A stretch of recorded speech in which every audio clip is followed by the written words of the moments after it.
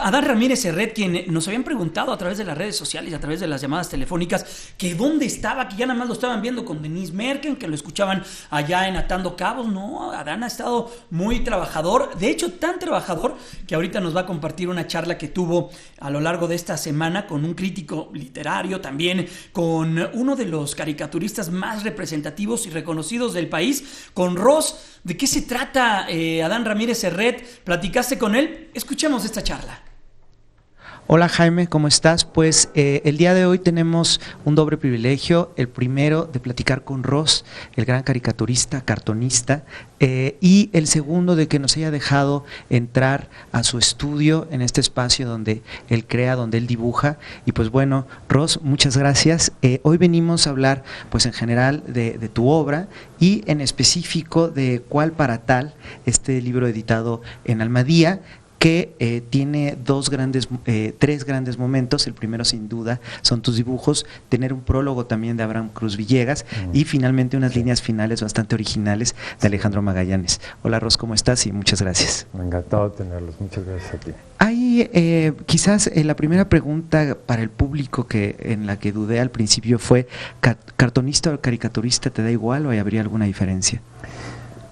Yo me hago llamar cartonista. Yo siempre digo cartonista. No sé, porque yo creo que no, aunque son caricaturas, no sé, etimológicamente semánticamente la palabra, no, ni siquiera me he puesto a buscar, pero caricatura es cuando uno deforma, lo entiendo como cuando uno deforma el rostro o imita, pero también deforma el rostro de alguien, ¿no? De algún personaje o tal. Y los míos son todos casi iguales, es decir, son personajes bastante anónimos, como muy universales. Es mi estilo y así los hago, ¿no? Pero yo creo que mi trabajo también, por otro lado, tiene esa influencia del cartoon gringo, o la viñeta francesa, el cartón también inglés. Entonces yo lo menciono como cartón, como cartonista, ¿no? Digamos, yo pienso una tríada muy importante. Una es la línea, sin duda, de la que habla Alejandro Magallanes. La otra es el humor blanco. Y otra importante también dentro de esta del humor blanco es, quizás el humor blanco es un tanto más universal. ¿Cómo definirías el humor blanco? Sí,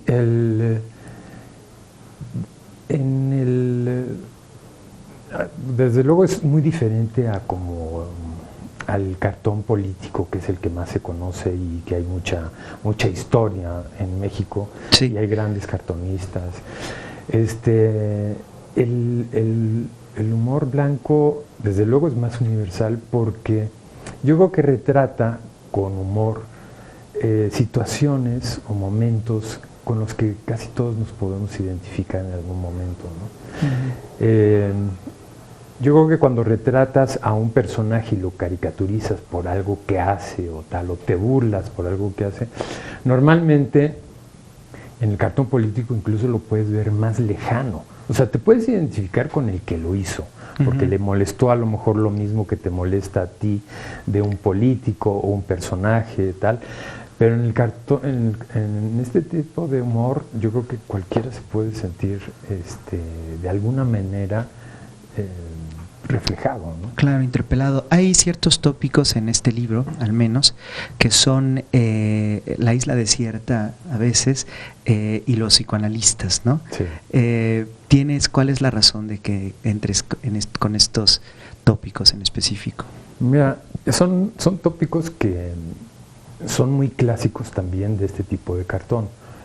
También se observan en otros países, ¿no?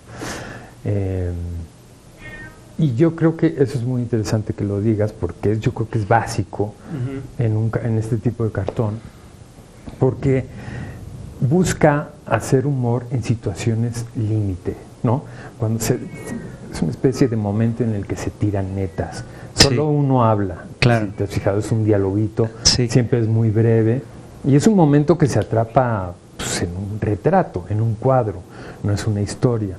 Entonces tiene que decir algo pues a veces muy brutal o muy sincero o tal. Y para ese tipo de humor funcionan muy bien este tipo de escenarios. Recuerdo ahora uno de los dibujos que vienen acá del psicoanálisis, que los dos, tanto el psiquiatra como el psicoanalista, perdón, como el paciente, están los dos en un diván y no saben cómo comenzar, ¿no? Es uno de ellos. Ah, sí. Una cosa que me llamó la atención mientras pensaba en el humor blanco, recuerdo que Milán Kundera dice, me parece que es en El arte de la novela, que las groserías solo te interpelan si eres de cierto lugar, que una grosería de otro país no te dice nada, aunque sea en tu misma lengua. Pensaba en esto con respecto al humor, ¿no? Con lo que decía hace rato, lo que decías de la universalidad del sentido del humor, digamos, es no caer en las groserías, quizás, ¿no? Sí, totalmente. En el cartón se suele usar mucho el lenguaje coloquial y también a veces el insulto, ¿no? Pero en este caso tiene que ser muy universal. Ahora mismo, desde que trabajo hace como año y medio publicando diario en el periódico El País, sí, con más razón, claro, porque no solo se lee en México y en España, también en América Latina, y mi lenguaje tiene que ser muy neutral, ¿no? Si no se perdería.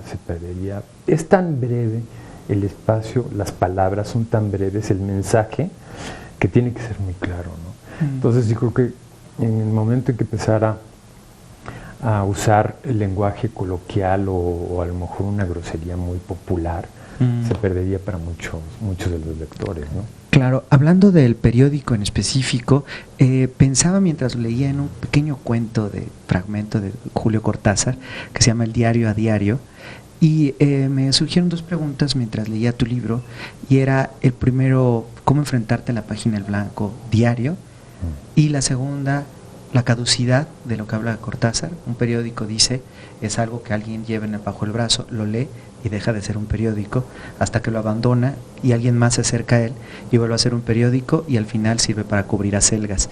En este caso, ¿cómo te enfrentas a la creatividad diaria y a la propia vigencia de los dibujos que haces?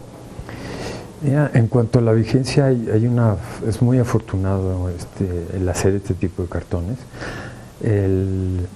porque son atemporales, a diferencia del cartón político en donde se refiere a algún hecho que se esté dando o tal, o personaje que esté ocupando una posición de poder, pero que después lo va a dejar.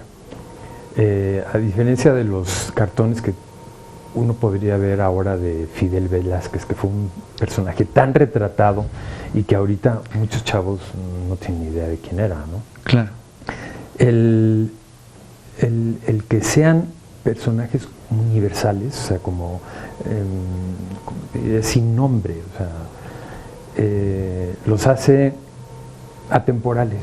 Sí. Y esto es muy padre de este tipo de cartón. Esto por el lado de los tiempos, no sé si es lo sí, que sin duda, sí. Y por el lado de la creación, pues como te digo, a veces surge de varias maneras.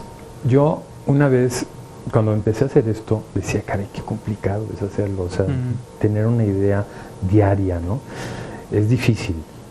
Pero leí una entrevista que le hicieron a Quino, y él decía que él no se le ocurría, él entregaba un cartón a la semana y al final en Clarín, y él decía que no se le ocurría hasta el último momento y tenía que correr al periódico para entregarlo. Y porque nunca nunca se le ocurrían las ideas así de la nada, un poco como chispazos, y a mí me ha pasado siempre que nunca se me ha ocurrido así un cartón. Me preocupaba un poco porque decía, bueno, pues ¿qué onda? ¿Cómo es? Claro. ¿No? Por suerte, bueno, tenía el permiso de Quino casi, ¿no? Ajá. Yo lo que hago es esto, trabajar en una página en blanco y empezar a dibujar y empezar a darle vueltas y ver qué puede salir, ¿no? Y poco a poco entras como en una especie de estado de permanente creación. Sí, es curioso, latencia. Pero si uno se pone atento a trabajar y se concentra en eso, empiezan a surgir ideas, fíjate. Claro. Unas que después se convierten en otra cosa. Yo primero puedo empezar un dibujo pensando en una cosa y al final acaba transformándose en otra. Claro. Pero eso no importa. Trabajar con terceras ideas, ¿no? Quizás También, cuartas. también. Última pregunta, nada más me acordé de cuando murió Fidel Velázquez, los caricaturistas estuvieron de luto, me parece, y Sí. sacaban ahí por algunos caricaturas muy chistosas.